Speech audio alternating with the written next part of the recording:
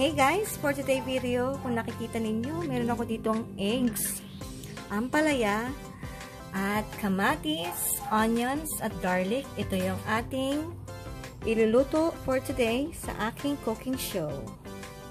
Stay tuned guys! So ngayon guys, kailangan muna natin itong batihin ang mga itlog.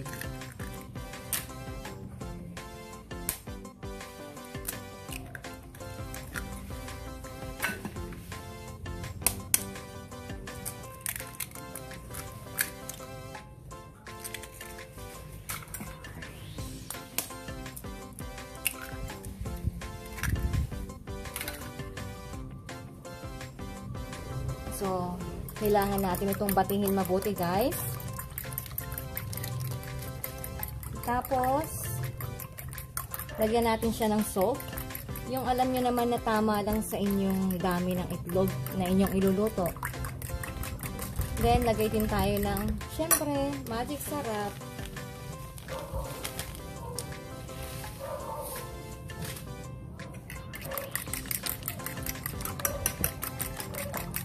Tapos i-set aside lang natin ito. Ngayon, magsisimula na tayong mag-isa ng bawang, sibuyas, at kamatis. So, set aside lang natin ito guys. So, heto na guys. Mag-isa na tayo ng bawang, sibuyas, at kamatis.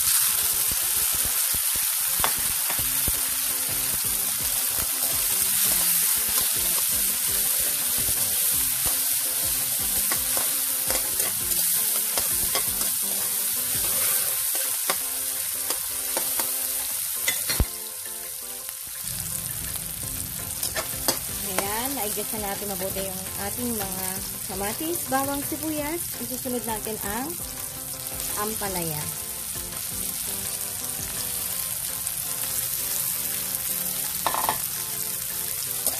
At igisa rin natin ito mabuti.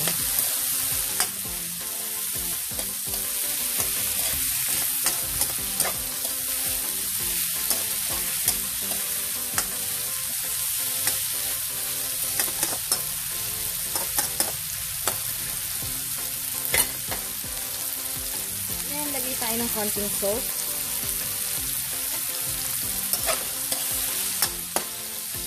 At hayaan lang natin ito mag-isa mabuti sa mantika.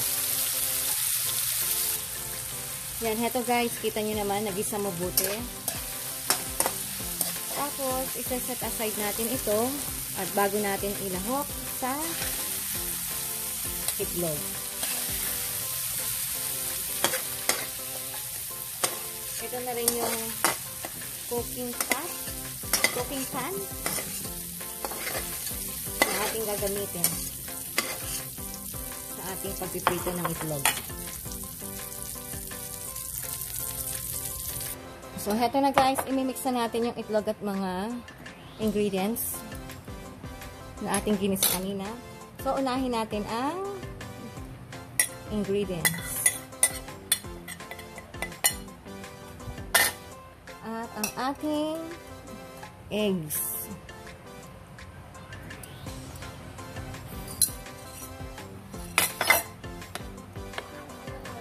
Yan, mix lang natin ito ng ganito. Tapos, pwede na natin siyang iprito.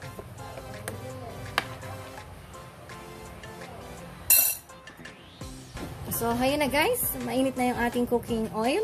Ito na rin yung ginamit nating kawali nung tayo nag-isa. So, mainit na ang mantika. Pwede na nating ilagay ang ating pipipritong itlog.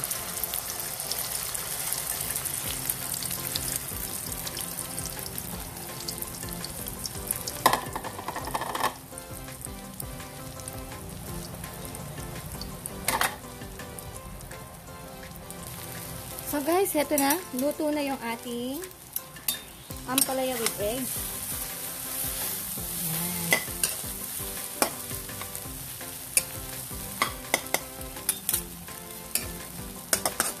Ready na for serving.